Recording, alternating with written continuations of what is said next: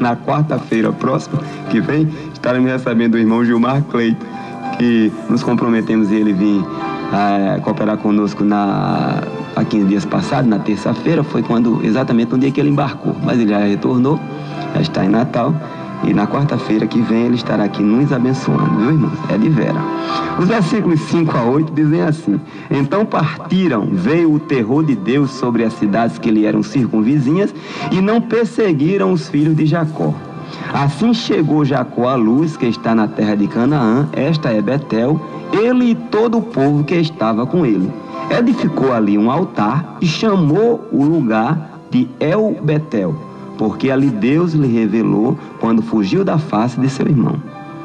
Morreu Débora, ama de Rebeca, e foi sepultada ao pé de Betel, debaixo do carvalho, que se chamava Alon Bacute. Logo no versículo 5 a gente vê a proteção de Deus quando coloca o pavor no coração dos habitantes daquele lugar. Quem estava com medo era Jacó, né?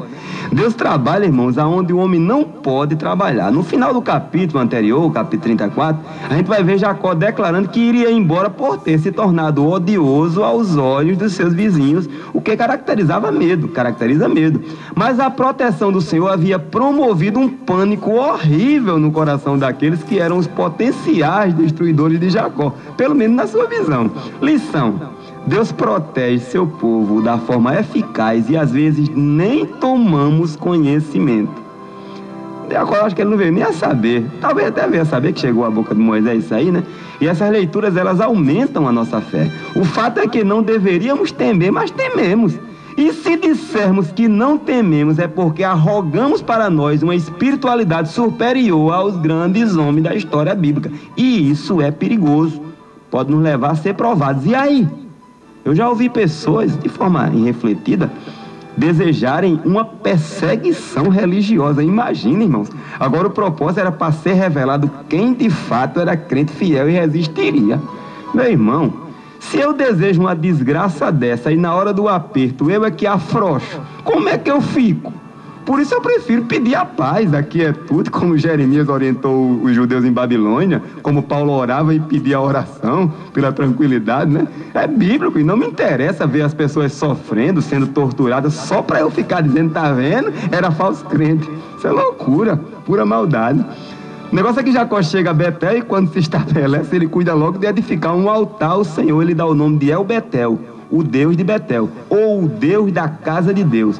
O termo original para Deus aqui é Elohim, que é um plural de majestade. Como a Bíblia não estimula o politeísmo, concluímos ser um dos apoios à doutrina da Trindade, né? Tão discutida, mas eu creio nela. O levantamento desse altar tem um detalhe: dezenas de anos antes, Jacó havia levantado um altar naquele mesmo lugar. Com certeza, essa atitude fazia um retrospecto na mente dele e isso levaria a glorificar a Deus.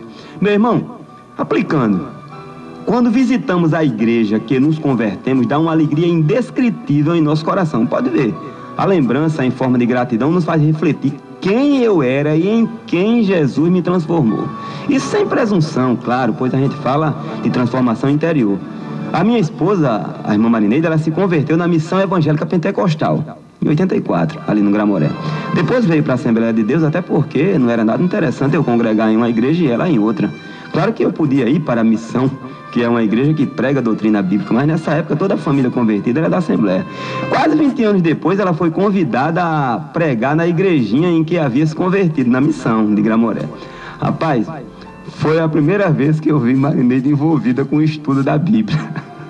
Era a história de Joquebede, que era o negócio do Dias das Mães, que ela queria contar. Joquebede, a mãe de Moisés, mas se aplicou mesmo. O fato é que a gente vê que é gostoso a gente explodir no coração, estamos de pé, glória a Deus, lembrando-se dos momentos que foram o início da sua fé, né, naquela igrejinha. Continuando a explicação, logo na chegada a Betel, a ama de Rebeca, Débora, cujo nome significa abelha, vem falecer, irmãos.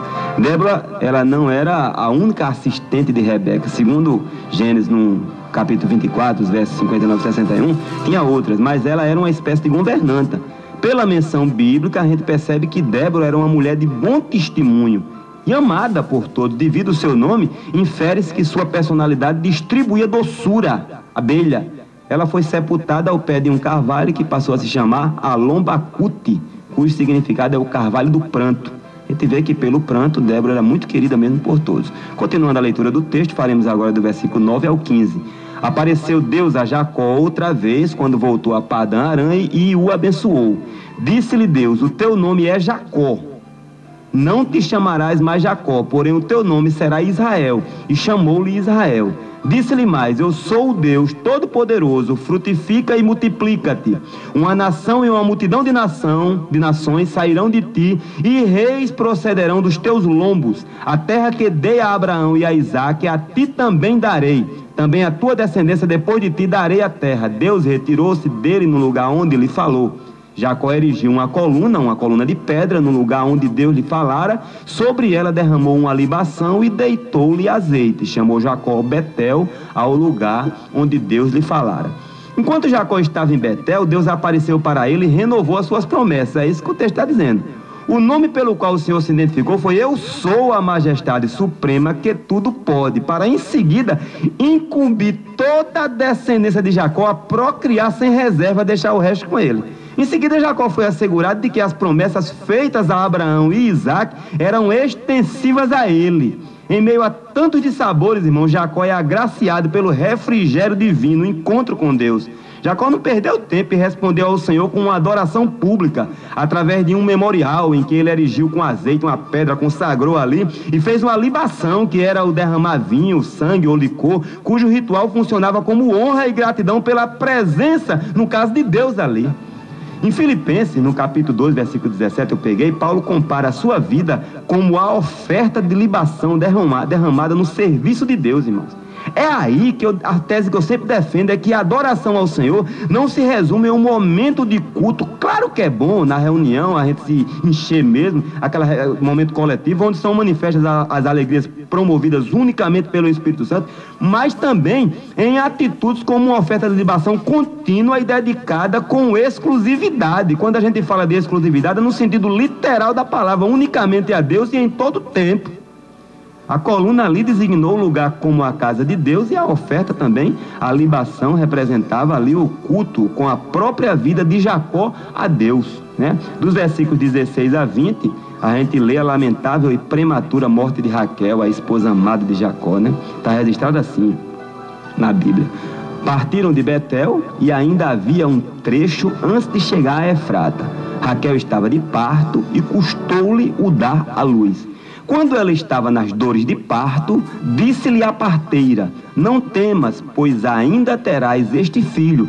Ao sair-lhe a alma, porque morreu, chamou-lhe Benoni, mas seu pai chamou-lhe Benjamim. Morreu Raquel e foi sepultada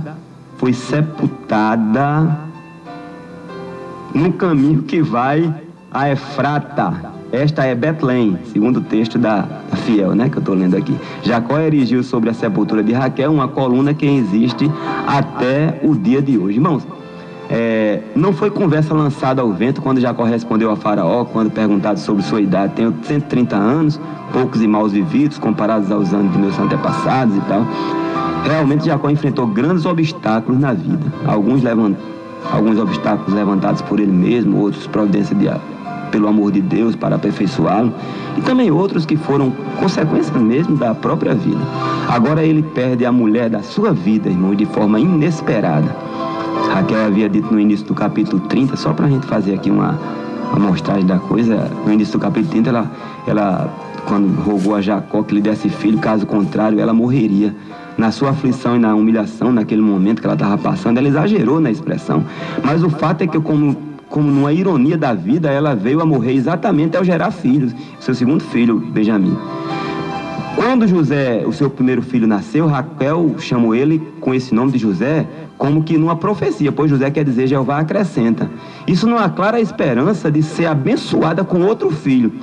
No momento do parto, irmãos, numa atitude de grande inteligência e sabedoria, a parteira lembrou Raquel dessa promessa: terás um filho, cujo reânimo daria mais alguns minutos de vida, e ela, a Raquel, de forma que a vida do menino fosse poupada através do fornecimento de vida pelo cordão umbilical.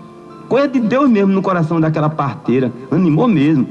Foi Benjamim sair e Raquel morrer. Nos últimos instantes da vida, Raquel deu o nome ao menino de Benoni, né?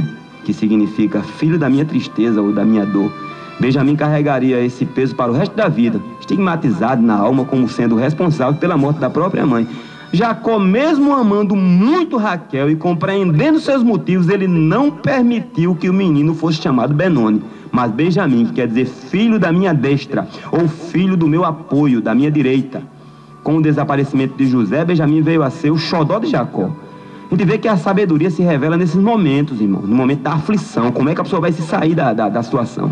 Tenho certeza que Jacó ele foi sensível à voz do Espírito Santo em seu coração e livrou seu filho dessa desventura. Raquel, ela foi racional, não estou aqui dizendo que ela errou assim de forma barbeira, não. Ela utilizou-se do costume da época, colocar o nome do filho de acordo com as circunstâncias. Com Jacó não foi diferente, ele usou o mesmo critério de colocar de acordo com as circunstâncias, mas numa outra vertente, olhando no outro prisma, aonde, como quem dizia assim para Benjamim, eu te apoiarei e cuidarei de ti do meu lado direito como pai e mãe, uma vez que a tua mãe está indo, mesmo sem o menino ter consciência daquilo no momento. Quando eu falo de um homem chamar a responsabilidade para si, é no sentido de escolher sempre o melhor para a sua família, irmãos, ainda que venha chocar a opinião de pessoas queridas. A esposa, ela é nossa ajudadora. Isso aí não podemos esquecer, devemos ouvi-la, respeitá-la e acatar as suas opiniões. Porém, jamais se esquecer de ponderar antes de escolher o caminho a seguir. A mulher tem um sentido aguçado, em muitos casos até superior ao do homem, a sensibilidade é tremenda. Mas as paixões femininas, seus impulsos, são mais de coração do que de razão. Foi o caso de Raquel. A felicidade de Benjamim é que Jacó, naquela ocasião, mesmo no momento mais difícil da sua vida, ele estava atento aos acontecimentos, né? Não me rotulem de machista, que estou aqui só reproduzindo o texto da Bíblia e comentando. Eu sou da opinião do meu amado professor Piauí. Toda mulher, uma vez eu ouvi ele falando isso, toda mulher sábia deve ser machista e todo homem sábio deve ser um feminista. Glória a Deus pela vida do professor Piauí. São 13 horas e 45 minutos. Vamos ouvir mais um hino, vamos ouvir com o irmão Armando Filho, O Mover do Espírito. Quero que vá